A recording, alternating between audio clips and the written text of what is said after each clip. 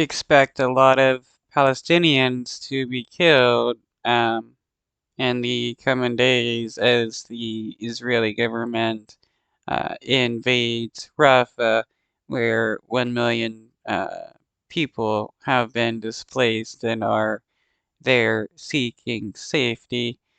Uh, the United States, their biggest ally, has told them not to do this ground offensive.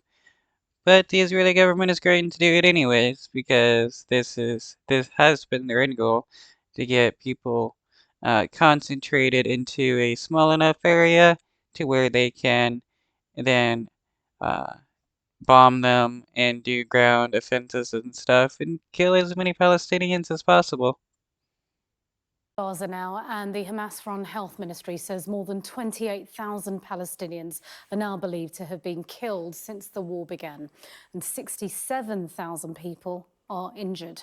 Well, Israeli airstrikes reportedly killed 31 Palestinians in Gaza's southern city of Rafah this morning, just hours after Israel's Prime Minister Benjamin Netanyahu ordered troops to evacuate civilians ahead of a ground invasion. Well, over half of Gaza's displaced population is sheltering in the neighbourhoods, the last designated safe zone. Military analysts. Why is it that the Israeli government continually tells Palestinians that a certain area is going to be a safe zone and then attacks it?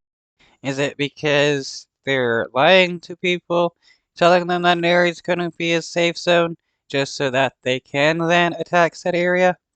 Simon Diggins joins me in the studio now to talk us through what's going on. So, Simon, let's first talk about what exactly is going on the ground there. OK, so, I mean, fighting is actually continuing throughout the area.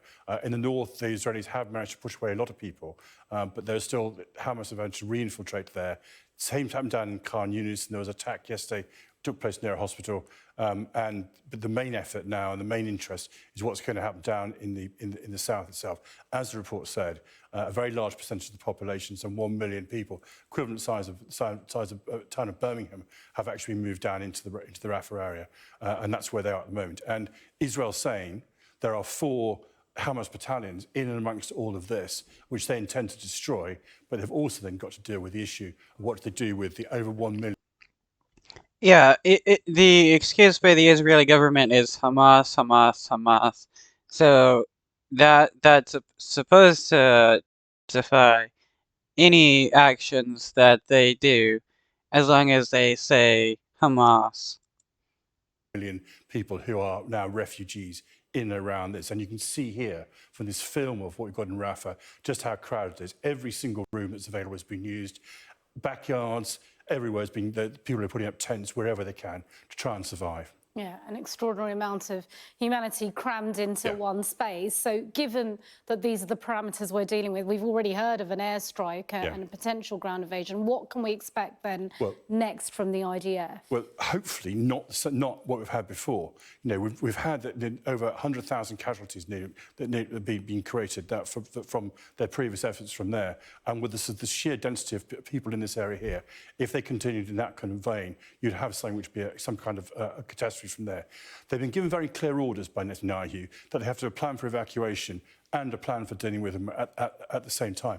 But it's very hard to see how they're going to do that, because the only one place they could reasonably go would be over the border into Egypt, which of course is very close to the border with Egypt, Rafah. And the Egyptians have also been very clear that they're not going to allow people to cross the border into that area as well. Why won't Israel allow any Palestinian to move into Israel? Is it because, most of the ministers of the Israeli government considers every single Palestinian to be an animal, and the only thing they deserve is to be executed? And this is something a lot of the ministers of the Israeli government has talked about, genociding the Palestinian people. So we've got this very large number of people trapped in here. The Israelis have currently been given this mission. You are to destroy these Hamas battalions there, and a lot of people who are in grave danger if the Israelis conduct an offensive in the same way as they conducted the attacks further north and further